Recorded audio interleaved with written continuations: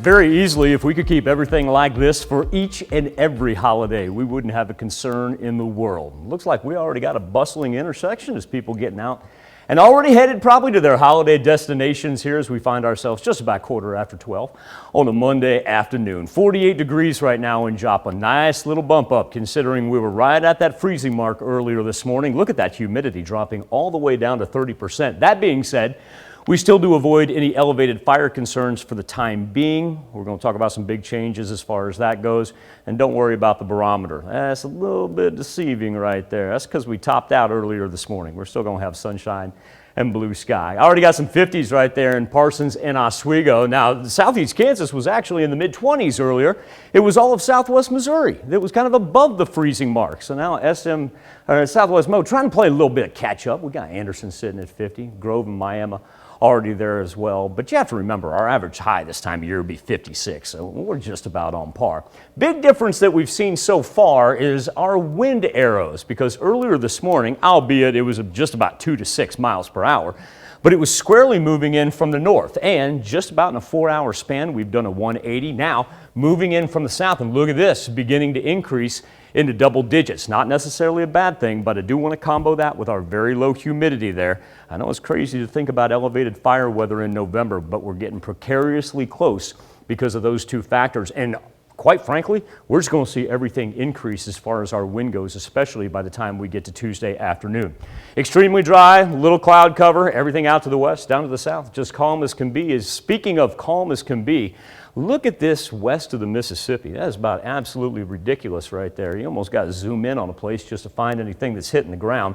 And even the precipitation that we had earlier that lasted from the Gulf to the Mid-Atlantic, it's now pushed off into the ocean for the most part. We got a little bit lingering to the northeast. And really the jet stream, as it progresses to west to east, going to take a whole lot of that cooler air, push it through the Great Lakes. That will mean some travel concerns for them for the holiday, but it can take all that cold air and let us get a little bit down from the southwest as the high pressure system still hanging over us for the most part. And that's why I said don't be deceived by that barometer that was falling, because we kind of already topped out as far as how many millibars we can actually go up in the course of a day. Afternoon planner, we'll still see some 55, 56s up here. And remember, overnight, that's when our southwest breeze will begin to increase. We'll go from 5 to 10, steadily to 10 to 15, and then 15 to 20 by the time we get to Tuesday. So the key factor on Tuesday with temperatures up into the 60s is going to be blustery. That's going to be the big thing. But traveling tomorrow, absolutely not a worry in the world. Traveling on Wednesday, little cloud cover, but absolutely not a worry in the world. Now, if you're going to wait until Wednesday night, let's talk about this a little bit. Here's where we see the development of the rain. It's going to start up in the north, but it's actually going to be the Gulf moisture that's going to push everything from southwest to northeast. And as we get from Wednesday night into early Thursday morning, that's when we really see it begin to increase. We'll get some rumbles of thunder, maybe even a lightning strike in there.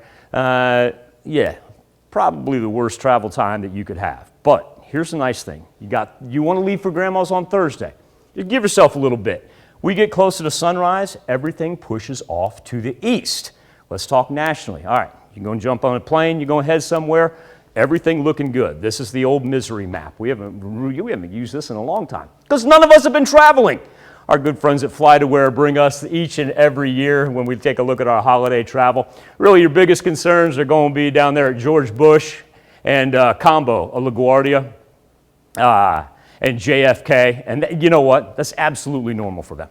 That's normal everyday travel as far as they're concerned. Now, as far as the national perspective, let's say you're going to drive, regionally speaking, you're still going to be good except for that same time frame, late Wednesday night into early Thursday morning. Unless you're going off to the east and you're going to follow the rain, you're going anywhere else here in the region, Thursday and Friday are shaping up great. Tanya, I do want to point out, if you want to go wait in line on Black Friday, layer up. Go ahead down back below the freezing point. But then Friday, Saturday, and Sunday. Let's say you're going to spend Thanksgiving at home, then go see Grandma. Not a worry in the world. Yeah, if we can get a little bit warmer temperatures on Friday, that'd be nice. Average high this time of year, 56 degrees. Yeah. Saturday and Sunday, 56, 57. You could be calling for 30s and snow on Friday. That's so right. we can beat that. All right, thanks, Michael.